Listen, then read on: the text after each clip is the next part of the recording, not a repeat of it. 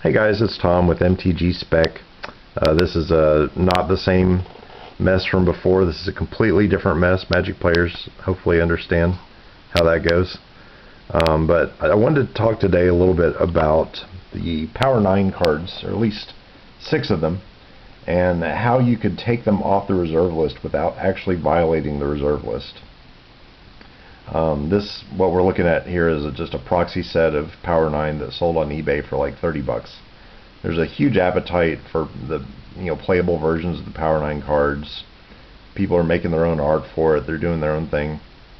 But Wizards could be dealt into this gold mine without actually destroying their own rules. And the way to do that actually comes from this little dude. Kobolds of Keep. Not what you're expecting, was it?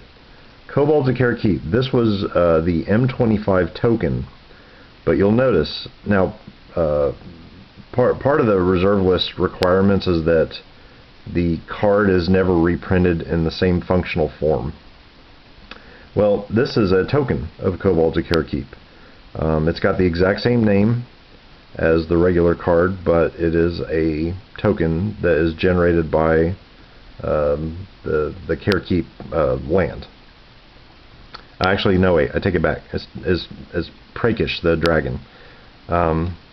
So here's my playset of Kobolds of Keep. I was too cheap to actually buy the originals, so these are the Italian Cobaldi della Roccaforte de Care. But I've got a deck of 0 casting cost creatures. It's really cool. And so this is the Italian version of Kobolds of Keep, but they are functionally the same thing. And the secret to it is the fact that these have a 0 casting cost.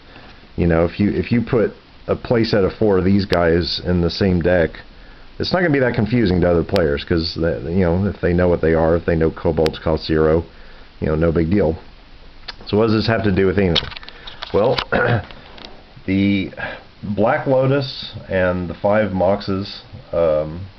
Is it Moxen or Moxes? What do you guys think? I don't know. I've always said Moxes, but whatever you want to call them. Sapphire, Ruby, Pearl, Diamond, not Diamond, Jet, and Emerald are all 0 casting cost artifacts.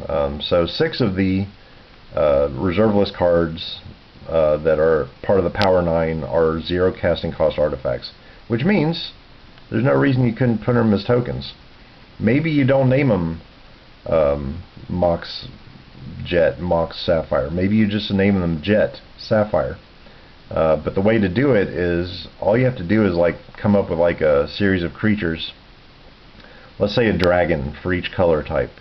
So you have a blue dragon that will spit out a Mox Sapphire or a Sapphire token that does the same thing. It's a token that has 0 casting costs, because all tokens have converted casting cost of 0, so that's easy. And what it does is taps each turn for 1 blue mana. Now you can make it where that's not broken by making the dragons more expensive, and you could have a mythic rare, super duper rare one that makes the Black Lotus tokens. Maybe it's triggered by they have to deal damage to their opponent, and then they get the Black Lotus token.